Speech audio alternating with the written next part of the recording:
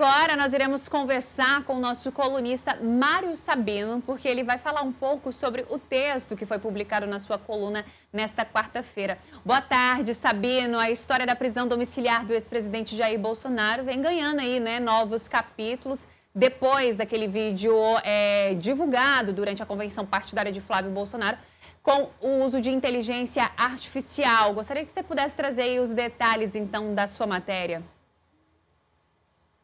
Boa tarde, Marília. É um troço espantoso, porque, de fato, é mais um capítulo do que eu julgo ser, não, aliás, não só eu julgo ser uma perseguição política ao ex-presidente da República. Veja, quem me acompanha sabe que eu estou muito longe de ser um bolsonarista. Mas, como jornalista que preza pelo Estado de Direito, eu não posso deixar de comentar esse absurdo. Quer dizer, aquele vídeo de inteligência artificial exibido na convenção do PL, que consagrou, que ungiu o Flávio Bolsonaro, candidato presidencial, esse vídeo de IA, não, ao contrário do que afirma o ministro Alexandre de Moraes, não pode ser considerado uma deepfake, porque é um vídeo que não engana ninguém. Foi dito, né, aos participantes da convenção de que se tratava de um vídeo de inteligência artificial e muito menos não é ofensivo, não tem nada de ofensivo naquele vídeo. Quer dizer, você exigir que o Jair Bolsonaro diga se ele autorizou ou não o tal do vídeo, porque isso seria infringir a ordem do Alexandre de Moraes de manifestação política direta ou indireta. O absurdo já é a determinação do ministro Alexandre de Moraes.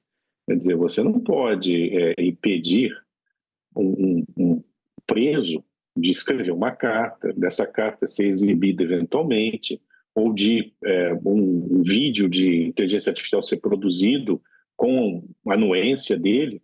Isso não sabe, é um troço maluco. A pretexto de defender a democracia, porque o Jair Bolsonaro teria atentado contra a democracia, querido um golpe de Estado e tudo mais, você não pode achar que você pode suprimir os direitos do sujeito. É até uma contradição para quem defende a democracia. A outra coisa é que a ameaça também, quer dizer, a ameaça não é apenas de fazer com que o Jair Bolsonaro volte para o presídio, como também ameaçar eleitoralmente o Flávio Bolsonaro, até no limite com a inelegibilidade, como se ele tivesse cometido um crime. Ora, não é uma deepfake, como eu disse, e mais, uma convenção partidária não é campanha, a rigor, não é campanha eleitoral. Então, a lei eleitoral não alcança uma convenção partidária em relação a isso. É um troço completamente fora de esquadro. Veja, é mais um capítulo, como eu disse, de uma perseguição. O Bolsonaro não pode escrever uma carta e ter uma carta divulgada, ele não pode ver o filho dele, filho que é candidato, até a realização do primeiro turno, o que é uma interferência política da parte do ministro, evidente, afora ser na minha opinião, ser uma maldade, porque você impedir que um filho veja o pai, sinceramente, e que o pai veja um filho, né? A outra coisa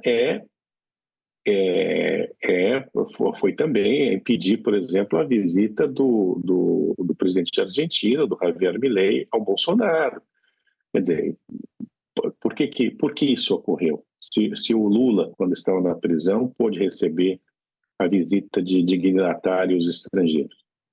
Então, nada disso faz sentido, né, numa democracia. Afora que, ao ameaçar o Flávio Bolsonaro, o ministro Alexandre de Moraes, ele assume um protagonismo que é indevido, porque ele não é mais do TSE. O tribunal responsável por fiscalizar campanhas e atuações, etc., eleitorais, é o TSE, não é o STF. Evidentemente, estamos assistindo a um uso indevido, né, do poder de um ministro do STF. Eu escrevi sobre isso e essa é a minha convicção, Marília. Eu gostaria de pegar a sua avaliação, né? Porque nós vimos a decisão do ministro Alexandre de Moraes de ontem, que ele traz ali duas alternativas para a defesa do ex-presidente, né? Ou admite que o ex-presidente Jair Bolsonaro autorizou o uso da sua imagem e voz gerado ali pelo avatar, e aí ele pode voltar para o regime fechado, deixar a prisão domiciliar, ele admitindo isso, ou então ele pode dizer que não autorizou, e isso geraria, então, uma consequência para Flávio Bolsonaro, que poderia até culminar ali na sua inelegibilidade. Você acredita que o ministro Alexandre de Moraes, com essa decisão, de alguma forma, ele quer interferir eleitoralmente no pleito de outubro? Bom, mas eu não tenho a menor dúvida, Marília.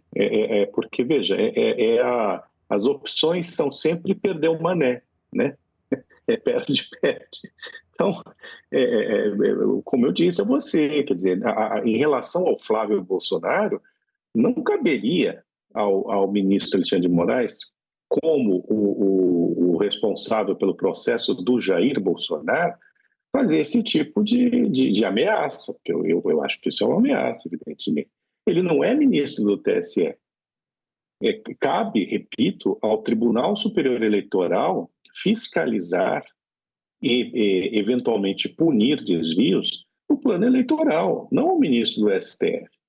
É evidentemente que determinadas causas no TSE podem ir para o STF, mas não é aqui o caso. Aqui é uma ameaça direta, como se ele fosse um juiz eleitoral. Ora, quem atribuiu esse poder ao ministro Alexandre de Moraes? É um poder auto-atribuído, certo? Não é competência dele. Então, eu acho tudo isso espantoso. Veja, muito provavelmente o Jair Bolsonaro, que não quer voltar para o presídio, vai dizer que não foi com a anuência dele. Agora, vamos pensar o seguinte, por que não poderia ser? Por exemplo, se alguém tivesse escrito uma biografia autorizada do Bolsonaro, quisesse lançar essa biografia enquanto o Bolsonaro está preso, não poderia, quer dizer, dependeria da anuência do ministro? Eu faço essa justaposição, uso esse exemplo, porque torna tudo, aos olhos das pessoas, eu imagino, ainda mais absurdo. Que país é esse? Veja, o Lula recebeu visitas da prisão, pôde, inclusive, lançar um candidato poste que usava cartas do Lula, manifestações do Lula durante a campanha, da campanha mesmo. Usava máscara do Lula. Veja,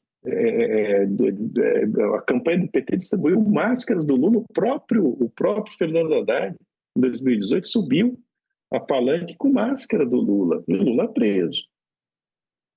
E ninguém falou nada, né?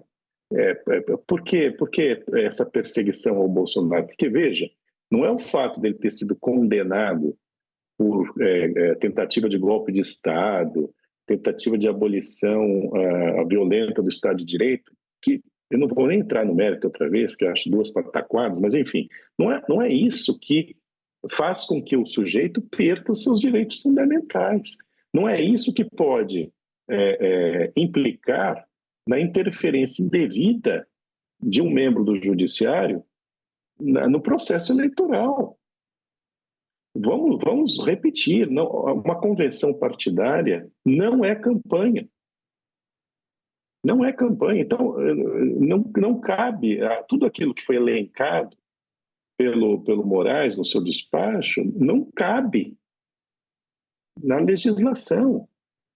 É simples assim. Você não precisa ser advogado para perceber o flagrante absurdo da situação.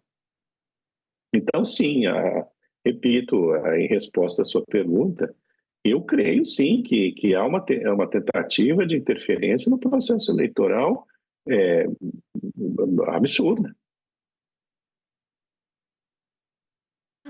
O prazo das 48 horas se encerra na sexta-feira para que a defesa do ex-presidente Jair Bolsonaro possa, então, trazer ali o que será, né, sobre esse uso do vídeo de inteligência artificial. Agradeço. Se você quiser conhecer um pouco mais do trabalho do Mário Sabino, é só acessar o nosso site metrópolis.com e lá na aba de colunistas e procurar pelo nome dele que você vai encontrar. Mas daqui a pouquinho temos corte dessa análise feita pelo Mário Sabino. Muito obrigada, Sabino. Uma boa tarde para você e até a próxima. Obrigado, Marília. É isso.